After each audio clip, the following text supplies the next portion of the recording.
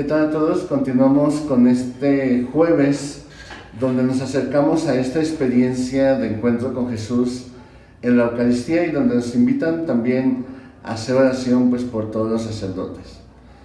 Entonces, ojalá que en este día podamos hacer esta vivencia de encuentro con Él y podamos pedir por todos ellos.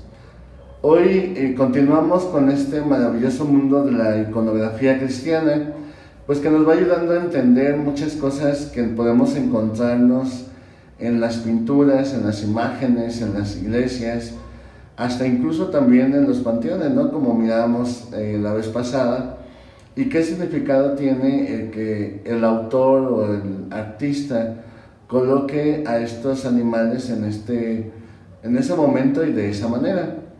Hoy vamos a continuar, ya vamos a iniciar con la letra C, y el primero que encontramos es el caballo.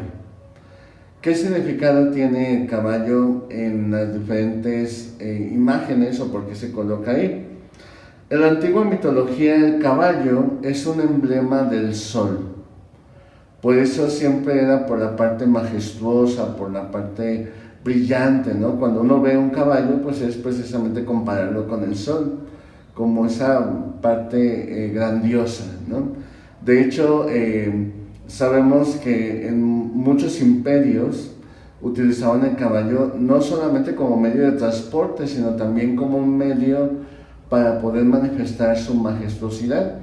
De ahí el que los vestían con grandes ropajes y varios adornos, ¿no? Que manifestaban su grandiosidad.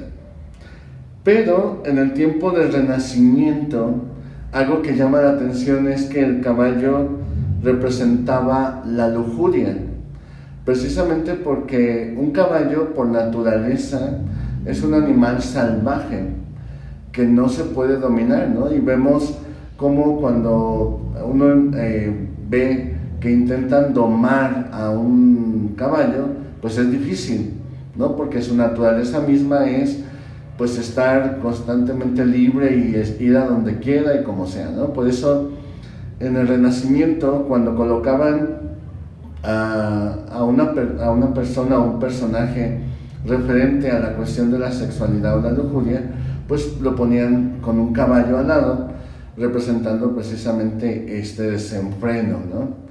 Y precisamente lo contrario, cómo dominar a un caballo, poniéndole un freno. De ahí el que, si ustedes recuerdan, ¿por qué se le coloca un caballo a San Pablo cuando dice que iba camino a Damasco? Solamente la palabra de Dios, recordemos que dice cabalgadura. No sabemos si iba en un burro, en un caballo, en un camello.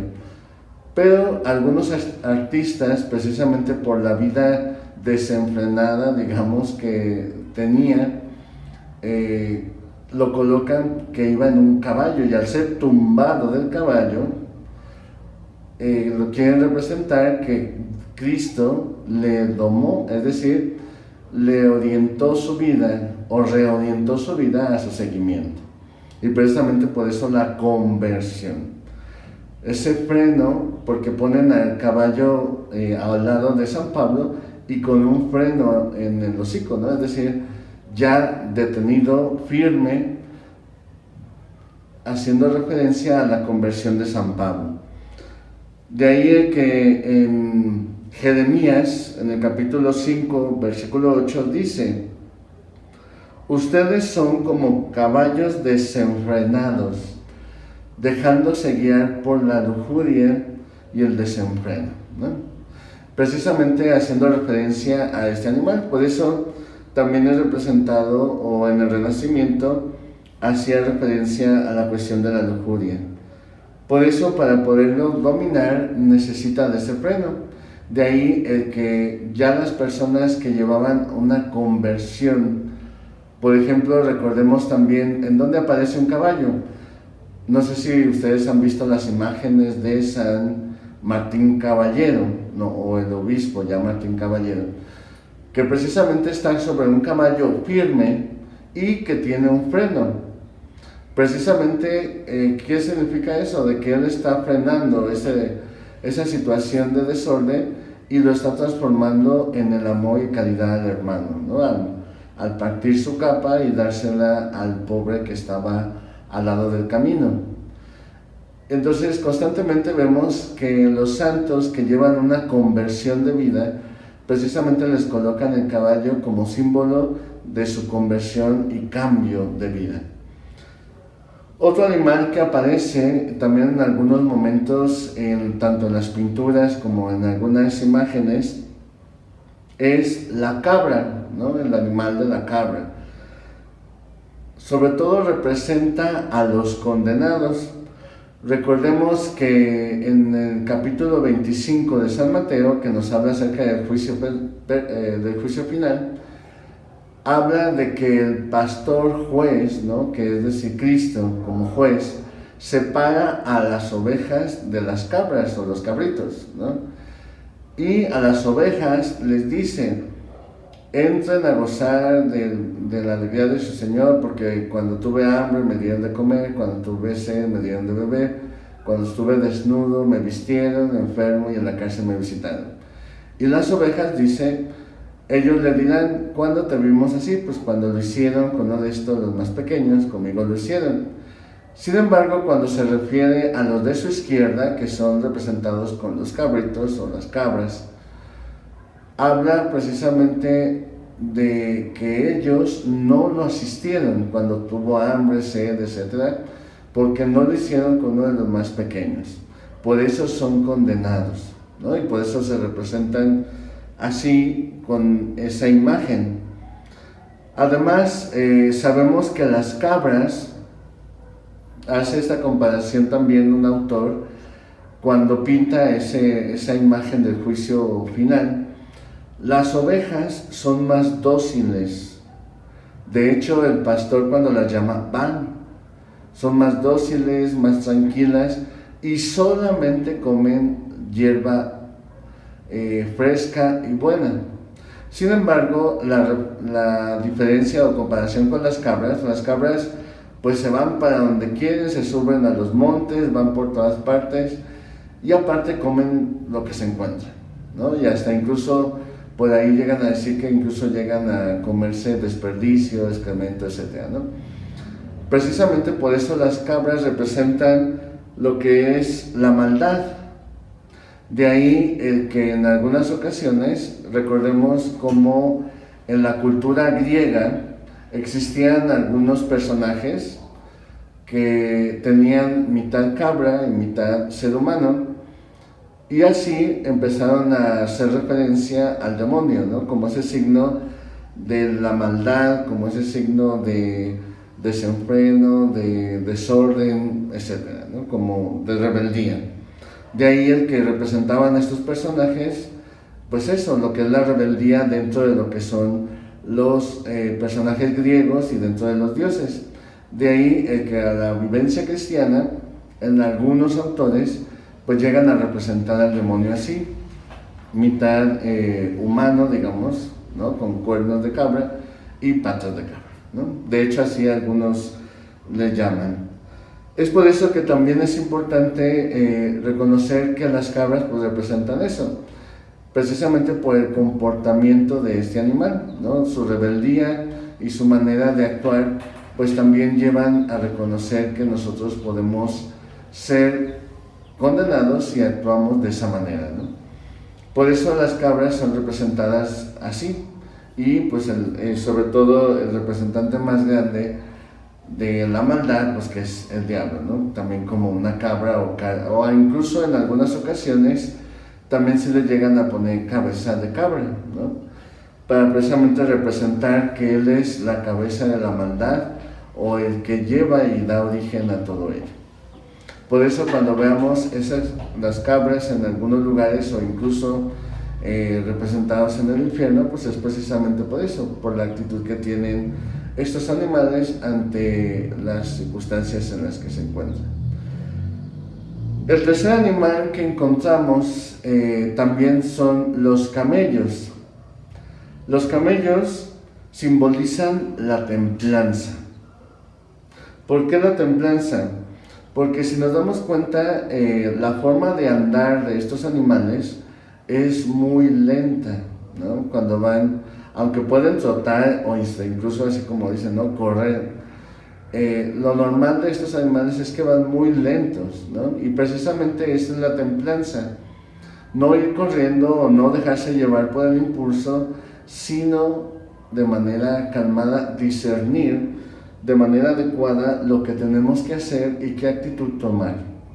Por eso los camellos simbolizan la templanza, el discernimiento. Recordemos que también una de las cosas impresionantes que también tienen estos animales es el tiempo que tienen de vivir, ¿no? Sin beber y mantenerse varios días así, ya que almacenan, como dicen, ¿no? En sus jorobas, pues esos líquidos que les mantienen vivos durante varios tiempo. ¿A qué simboliza eso? Pues precisamente también la sabiduría, ¿no? Es decir, cuando uno va conociendo, va adquiriendo sabiduría, experiencia, le ayudan a mantenerse firmes en medio de la tribulación o en medio de la necesidad. De ahí que también sean comparados como ese signo de discernimiento y conocimiento. Otra de las cosas que también llama la atención es que cuando comparan a un camello, ¿no? Que también es un medio de transporte, sobre todo en la parte de Oriente, con otro medio de transporte que también viene de Oriente, que es el caballo, pues un camello se ve mucho más grande que el caballo, ¿no? Por lo cual también los reyes, a comparación de los griegos y a comparación también de los romanos, los reyes de Oriente eligen al camello como ese signo de la realeza y signo de la majestuosidad que ellos tenían, por lo cual también los ponen y los visten con grandes telas, ¿no? Donde ellos van montados y van caminando por el desierto. Recordemos que a los reyes magos, ¿no? Que venían precisamente de Oriente, los colocan sobre camellos, ¿no? Bueno, alguna tradición los ponen sobre caballo, elefante y camello, pero la mayoría en Oriente los ponen sobre camellos, precisamente para simbolizar su realeza y sobre todo también su conocimiento y discernimiento que estos magos de Oriente tenían, porque sabemos que la palabra mago en Oriente no solamente lo entendemos como lo entendemos en Occidente, que son aquellos que hacen trucos o que hacen algún tipo de precisamente magia, ¿no? Sino que los magos en Oriente se refiere a aquellos que hacían ese estudio de las estrellas, precisamente su movimiento, cambio, significado, etc. De ahí el por qué más bien se les llamaría como astrólogos, ¿no? Precisamente son los que van viendo el comportamiento de las estrellas. Pero en el caso de estos reyes, al ponerlos sobre camellos, precisamente es para representar su capacidad de discernimiento, de templanza y de conocimiento. Por eso el camello tiene ese significado en Oriente, signo de la realeza, signo de la sabiduría o conocimiento y signo de la templanza. Una de las cosas que también llama la atención es, recordemos cómo representan a un gran santo, que también hace días pasados celebrábamos su martirio, a Juan el Bautista. Nos dice la palabra de Dios que se vestía con piel de camello, ¿no? En algunos pues sí vemos que está su traje completo, que le cubre todo su cuerpo, precisamente como esa piel de camello, o en otros lugares solamente vemos que lo tenía de la cintura hacia abajo y solamente cubriéndole alguna parte del pecho. ¿Por qué esa representación de Juan el Bautista con esa piel de camello? Porque además de que así lo dice la palabra de Dios, que se vestía de esa manera, sabemos el significado que tiene el camello, es decir, la realeza. ¿Cuál es la realeza de Juan el Bautista? Que fue el profeta que fue enviado por Dios y que tuvo esta misión concreta de preparar el camino al Mesías. Es decir, el primero de ser el signo del reino de Dios que se acercaba, ¿no? Por eso la vestidura de camello. Segundo, la templanza, porque sabemos que él invitaba a la conversión a través de ese bautismo que se recibía, ¿no? Y lo tercero, pues el conocimiento y la sabiduría que venía de Dios, signo de esa humildad que él también decía, ¿no? Yo no soy el Mesías, sino el que ni siquiera tiene la dignidad de desatarle las sandalias, pero sí de prepararle el camino.